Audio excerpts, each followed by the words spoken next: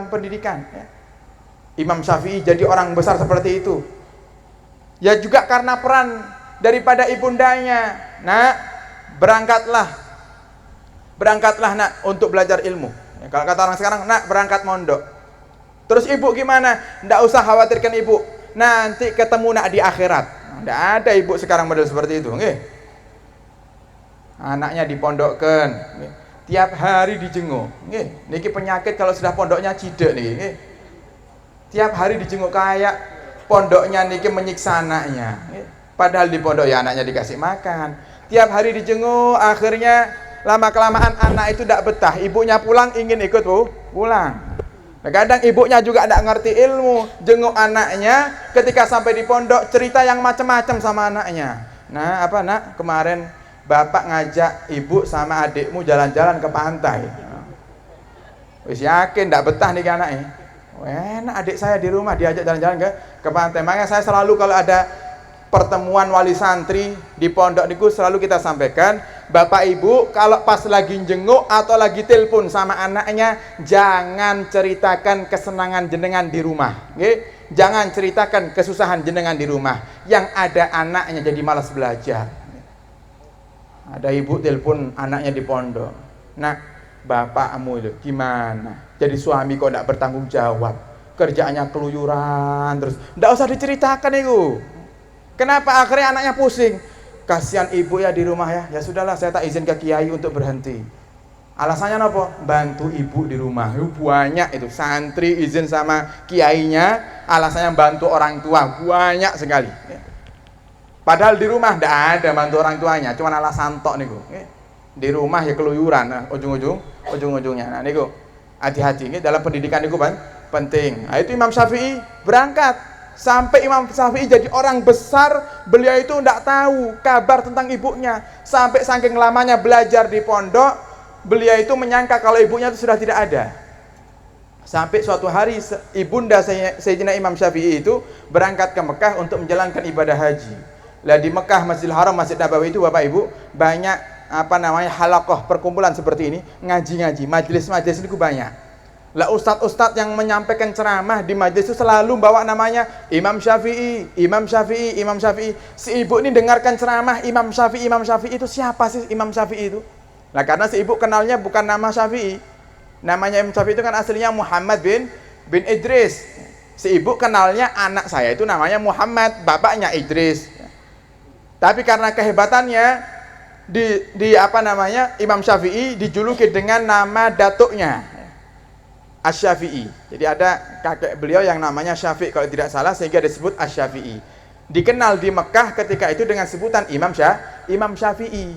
Si ibu itu penasaran, siapa sih Imam Syafi'i itu? Tanya kepada ustadznya, Ustadz, Imam Syafi'i itu siapa Ustadz? Oh, Imam Syafi'i itu Bu, asli namanya Muhammad bin Idris. Kaget ibunya, loh itu kan anak saya. Ustadz tolong sampaikan, kalau jenengan ketemu sama Imam Syafi'i itu, sama Muhammad bin Idris, sampaikan kalau ibundanya masih hidup, ibunya kangen sama dia. Akhirnya barulah Imam Syafi'i dapat kabar kalau ternyata ibunya masih hidup. Luar biasa, jadi imam besar. Sebab apa? Dukungan daripada orang tua. Ibunya salehah, anaknya jadi anak yang soleh dan salehah. Kemudian yang kedua, kata Sayyidina Umar, yang perlu diberikan oleh orang tua kepada anaknya, hendaknya ketika anak itu lahir diberikan nama yang baik. Nama yang baik, karena nama itu juga doa ya. Nama itu juga doa bagi si anak. Yang terakhir, kata Sayyidina Umar, dan hendaknya orang tua mendidik urusan agama kepada anaknya. Sekarang ini yang perlu kita praktekkan. Orang tua zaman sekarang ini ngasih nama anaknya, kadang pakai nama artis yang dia kagumi, lah repot. Minta anaknya jadi anak yang soleh-solehah, kasih namanya nama artis. Yang ibunya suka nonton film India, anaknya kasih nama Anjeli, repot. Yang bapak suka nonton sepak bola, lahir anak laki-laki Ronaldo, Messi, repot. Kepingin anaknya baik, kasih nama yang baik.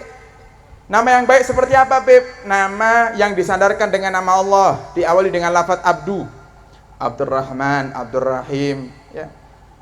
Semuanya nama abdu yang disandarkan dengan Asmaul Husna. Niku nama yang paling baik. Abdullah ya. Kemudian yang kedua, ngikuti nama Nabi kita Muhammad dan para nabi. Nabi Muhammad niku namanya banyak.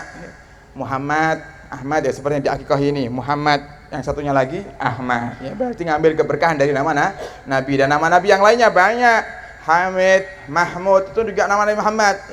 Kemudian Mustafa, Mujtaba, Mukhtar itu juga nama Nabi. Jadi bisa dipilih.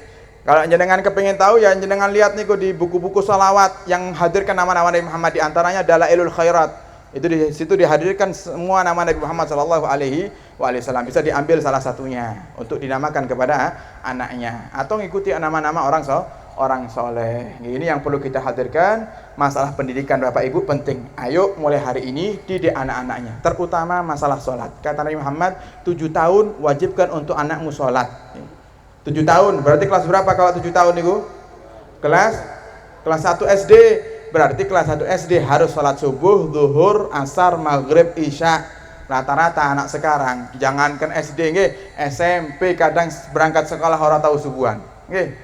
Banyak niku, dan itu saya ngomong seperti ini bukan saya mengada-ngada. Saya buktikan, nggih. Saya ngisi di atas gunung sana nggih. Kejadiannya seperti itu. Ayo adik-adik semuanya SMP nih, adik-adik semuanya yang tadi hadir majelis salawat ini, berangkat ke sekolah ini salawatan, belum salat subuh siapa? Acung tangan semuanya. Semuanya ngacungkan tangan. Nah, niku yang saya herankan, wong tuane nang ndi niku. Nggih. Ojo-ojo nggih ora subuhan pisan.